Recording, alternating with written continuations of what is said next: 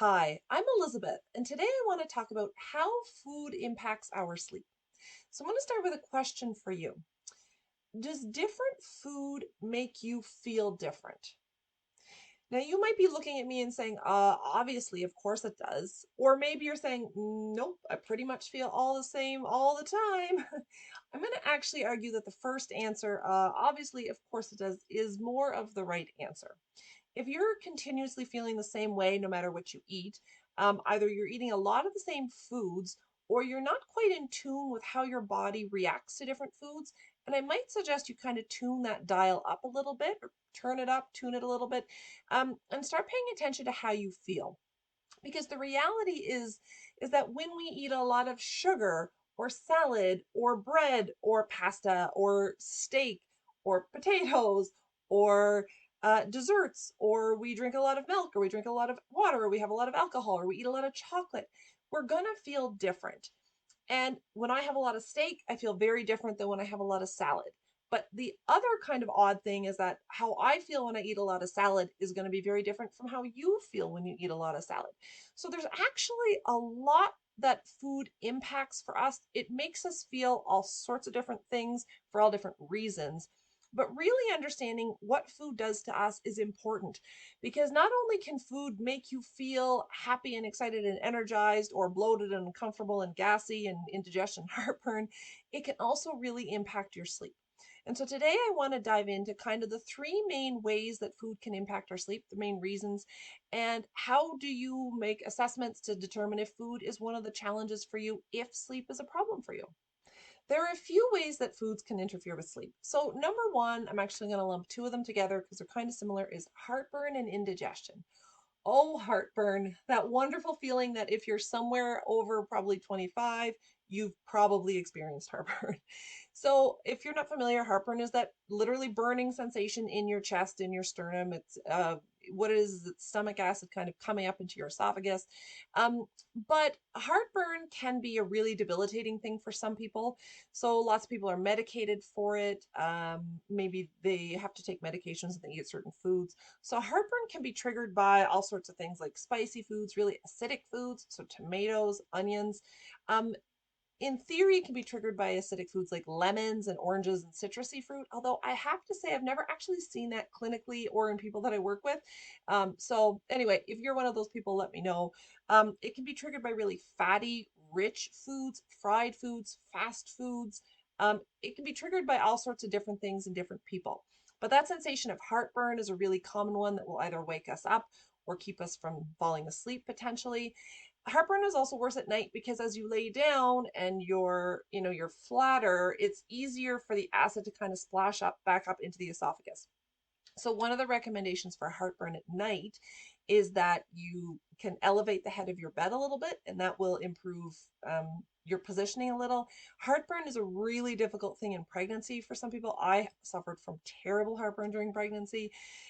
So if you're experiencing heartburn in pregnancy, that's kind of a different story altogether. But if you're waking up in the middle of the night with heartburn on a regular basis, I highly recommend taking a look at what you eat because chances are there's some sort of food. It might not be one of the ones I just mentioned, but there's chances are that some sort of food is triggering that heartburn and interfering with your sleep.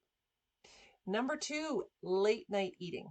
So I've talked about this before. My recommendation is always to cut off food 2 to 3 hours before you go to bed at night. And there's a very specific reason for this. Our digestive systems are not meant to be working around the clock. We are not meant to be trying to digest food at night.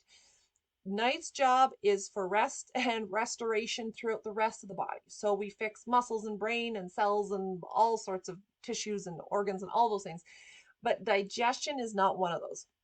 Digestion needs to happen during the day. So if you're snacking late at night, if you're eating too close to bedtime, it might be heartburn that you're experiencing as a symptom, but sometimes the timing of when you eat can be really important as well. So if you can stick to 2 to 3 hours before bed, cutting your food off then, that just because you're not digesting food at the time can really help improve your quality and quantity of sleep. And issue number three can be food sensitivities. So, a food sensitivity, I'm not going to do a huge deep dive into this, but I'm going to try to briefly explain what that might be. A food allergy is an immune reaction to a specific food. So you might know someone who has a peanut allergy. When they eat a peanut, it triggers an immune response that causes a very quick, sudden inflammation. So you might see swelling, itching, hives, redness.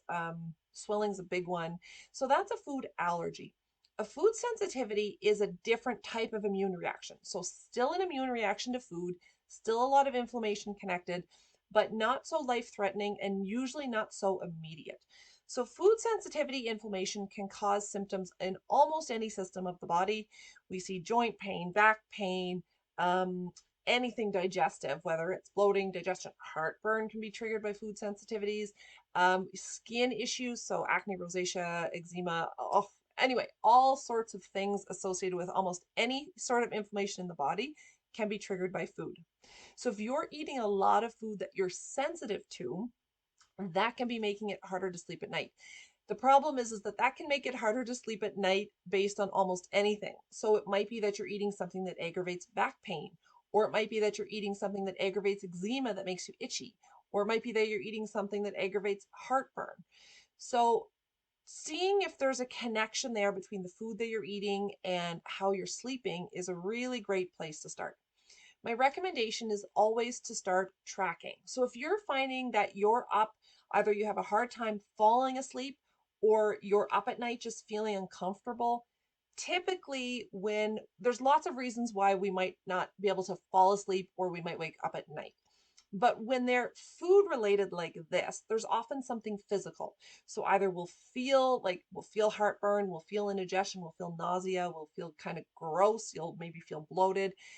There's usually a very physical reaction to that. If you're finding that that's an experience, um, if you're finding that that's something you're experiencing often at night, start tracking. So start by tracking what foods did you eat in the day, specifically what foods did you eat later in the day? So what foods did you eat for dinner, snacks later in the day, etc.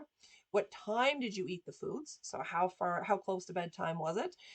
Drinking alcohol can be a massive trigger for any of these from a food sensitivity perspective to inflammation, indigestion, heartburn, late night digestion, any of those things. So what were you drinking? So tracking what you were eating, when you were eating it, and then how your sleep was. If you're in the habit of having a big pasta meal every Thursday night and you don't sleep so well on Thursday nights, maybe tracking can help you kind of make that correlation or that connection. So I'm going to share with you my no good, very bad foods. So I have two foods in particular that absolutely disrupt my sleep. I try not to eat them as much as I can, but they do make their way into my diet once in a while. The first one is red meat, and in particular, fatty cuts of red meat. So I'm not the biggest red meat fan. My husband and my kids love it, so we do have it. If I had my way, I probably would eat it maybe once a month, maybe not even that. But if we're going to have, and to be honest, something like an extra lean ground beef doesn't tend to bother me nearly as much.